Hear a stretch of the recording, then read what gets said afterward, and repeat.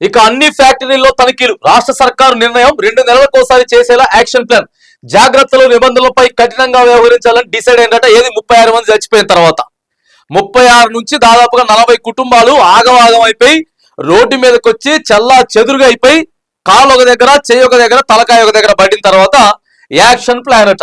ఇప్పటి నుంచి తనిఖీలు అంటే మరి ఏమైంది? ఇన్ని రోజులు తనిఖీలు చేయలేదా? ఇన్ని రోజులు యాక్షన్ ప్లాన్ లేదా? ఏమైపోయింది మరి? అంటే ఒక ఘటన జరగంగానే యాక్షన్ ప్లాన్ ముందుకు వస్తుంది, 2 నెలలకి తనిఖీలు వస్తాయి, మళ్ళీ ఎన్ని రోజులు నడుస్తాయి? ఎన్ని రోజులు నడుస్తాయండి?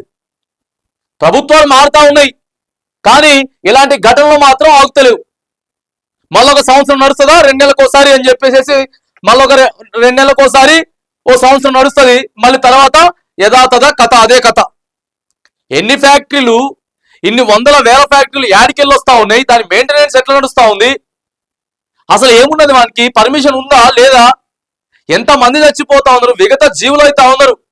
వేరే రాష్ట్రంకి వెళ్ళి అరే తెలంగాణ డెవలప్ అవుతా ఉంది, హైదరాబాద్ డెవలప్ అవుతా ఉంది, పని చేసుకుందాం అని చెప్పి కుటుంబాన్ని తీసుకొని వచ్చి పొట్ట చేతి పట్టుకొని వచ్చి మనోళ్ళు లేరా? నేను చచ్చిపోయిందంటే ఎంతమంది లేరు మనోళ్ళు. ఇప్పుడేమో యాక్షన్ ప్లాన్ అట. మరి చూడాలి యాక్షన్ ప్లాన్ ఏం దాకపోతుందో. ఇప్పటి నుంచి అంటే ఇన్ని రోజులు మరి కఠినంగా వ్యవహరించలేదా? కఠినంగా వ్యవహరించాలని చెప్పి డిసైడ్ అంట. మరి ఇన్ని రోజులు ఏం చేసిరని అడుగుతా ఉన్నాం. ఇన్ని రోజులు ఎందుకు మరి కఠినంగా వ్యవహరించలేదు? ఇన్ని రోజులు ఎందుకు యాక్షన్ ప్లాన్ షురూ చేయలేదు? ఓ కంపెనీ నడపడం అంటే మామూలు విషయం కాదు కదా. పెద్ద పెద్ద మిషనరీలు ఉంటాయి, ఆడ బాయిలర్లు ఉంటాయి, ఇవన్నీ ఉంటాయి. సేఫ్టీ ఉందా లేదా? ఏం జరుగుతా ఉంది?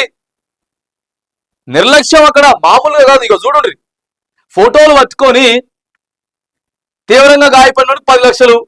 దేనికి పని చేస్తాయండి? 36 ఏళ్ళు మృతుల సంఖ్య. ఒక జంట అయితే అక్కడికే వచ్చి అక్కడే ప్రేమించుకొని పెళ్లి చేసుకున్నారట. వాళ్ళిద్దరు కూడా చచ్చిపోయారు. వాళ్ళిద్దరు కూడా చచ్చిపోయారు. అరే కంపెనీ మీద నమ్మకంతో కదా వాళ్ళు వచ్చి పని చేసేది. ఎండి వస్తలేడట. నిన్న చూసినాం కదా వీడియో. ఐటీ శాఖ మంత్రి శ్రీధరబాబు గారు తర్వాత ముఖ్యమంత్రి రేవంత్ రెడ్డి గారు పోయి కూర్చుంటే ఆ ఎండి వస్తలేడు, డైరెక్టర్ మాట్లాడుతున్నాడు. మరి ఆయనకి ఏమైపోయిందో, వచ్చేదానికి ఏమైపోయింది? ఒక ఆయన నిన్న పొరుగు రాష్ట్రమైన వీడియో రిలీజ్ చేసిండు. ఏంది ప్రభుత్వం ఏం పట్టించుకుంటలేదేంది, కంపెనీ పట్టించుకోవట్లేదు అని చెప్పేసి ఆ వీడియో కూడా వైరల్ అవుతా ఉంది. కఠినంగా చర్యలు తీసుకోవాలి.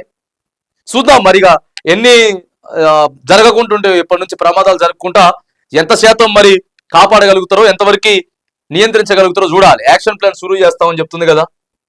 అరే ఎట్లా రాసుకొస్తారండి? ఇది నాకు అర్థం కాదు. ఇక అన్ని ఫ్యాక్టరీలో తనిఖీలు అంటే ఇన్ని రోజులు చేసిరా చేయలేదా తనిఖీలు? ఇప్పుడు యాక్షన్ ప్లాన్ చేయడం ఏంది? ఇప్పుడు జాగ్రత్తలు, ఇప్పుడు నిబంధనలు తీసుకోవడం ఏంది?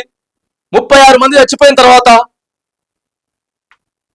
ఏం అర్థం కానటువంటి పరిస్థితి.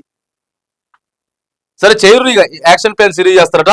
ఇగో రాష్ట్రంలో ఇటీవల కాలంలో జరుగుతున్న పారిశ్రామిక ప్రమాదాలు, ముఖ్యంగా ఫ్యాక్టరీలో పేలుళ్లు సంభవించిన నేపథ్యంలో ఇండస్ట్రియల్ సేఫ్టీపై రాష్ట్ర సర్కార్ సీరియస్ గా దృష్టి సారించింది. పదుల సంఖ్యలో కార్మికులు ప్రాణాలు కోల్పోతుండటంతో ఇలాంటి ఘటనలు మళ్లీ జరగకుండా అడ్డుకట్ట వేసేందుకు కీలక నిర్ణయాలు తీసుకుంది. ఇందులో భాగంగా ఇకపై అన్ని పరిశ్రమలు, ఫ్యాక్టరీలు తప్పనిసరిగా సాంకేతిక తనిఖీలు నిర్వహించాలని చెప్పేసి నిర్వహించింది. సంబంధిత అధికారులు ఎవరైతే ఉన్నారో నిర్లక్ష్యాన్ని వేడండి. అంత ఈజీ కాదు. మీ పదవి చాలా బాధ్యత అయినది. ప్రతి 2 నెలలకు ఒకసారి ఎక్కడికక్కడ తనిఖీలు నిర్వహించండి. అక్కడ ఉన్నటువంటి పనిచేసేటువంటి కార్మికులందరికీ కూడా ఒకవేళ ప్రమాదవశాత్తు ఏమైనా జరిగితే ఇగో ఎట్లా మనం బయటపడాలి, ప్రాణాలు ఎట్లా దక్కించుకోవాలనేటటువంటి మాది మీద కూడా చేయాలి. అంతేగాని రిజిస్ట్రేషన్లు వాళ్ళకి కంపెనీ పెట్టుకోమని చెప్పి పర్మిషన్ ఇచ్చివి ఆయన అయితే మనం ఇటే పేద ప్రజల ప్రాణాలు పోతా ఉన్నాయి. చూద్దాం. ఇక ప్రభుత్వం అట చాలా సీరియస్ గా యాక్షన్ తీసుకుంటుందట. మరి ఇప్పటి నుంచి వెళ్ళి ఎంత మేరకి నియంత్రణ చేయగలుగుతారు, ఎంతవరకు పెట్టాలి, మొత్తం ప్రజల ముందు పెట్టాలి. ఈ కంపెనీని తనిఖీ చేసినాం, ఇగో మళ్ళీ 2 నెలల తర్వాత ఈ డేట్కి మేము తనిఖీ చేస్తాం, ఇంతమంది ఎంప్లాయీస్ ఉన్నారు దీంట్లో, ఇగో ఇందులో ఇది తయారైతా ఉంది, ఇగో ఇలా ఈ మిషనరీలు ఉన్నాయి అని చెప్పి మొత్తం మన కంపెనీ బయట బోర్డు పెట్టాలి. ఆ మండలంలో ఉన్నటువంటి అధికారులు ఎవరైతే సంబంధిత అధికారులు వాళ్ళ దగ్గర మొత్తం డేటా ఉండాలా. దాంట్లో పనిచేసే కార్మికులకి ఆ విషయాలన్నీ తెలవాలి. దీంట్లో ఏం నడుస్తా ఉంది, మనం ఏం చేస్తా ఉన్నాం, ఏం జరుగుతా ఉంది అనేది కార్మికులకు కూడా తెలవాలి. అక్కడికి పోతే ఏమవుతుంది, ఇది ముట్టుకుంటే ఏమవుతుంది, దాన్ని టచ్ చేస్తే ఏమవుతుంది, ఇవాంటన్నీ కూడా అవగాహన కల్పించాలి. అవి లేకపోవడం వల్లే ఈ ప్రమాదాలు.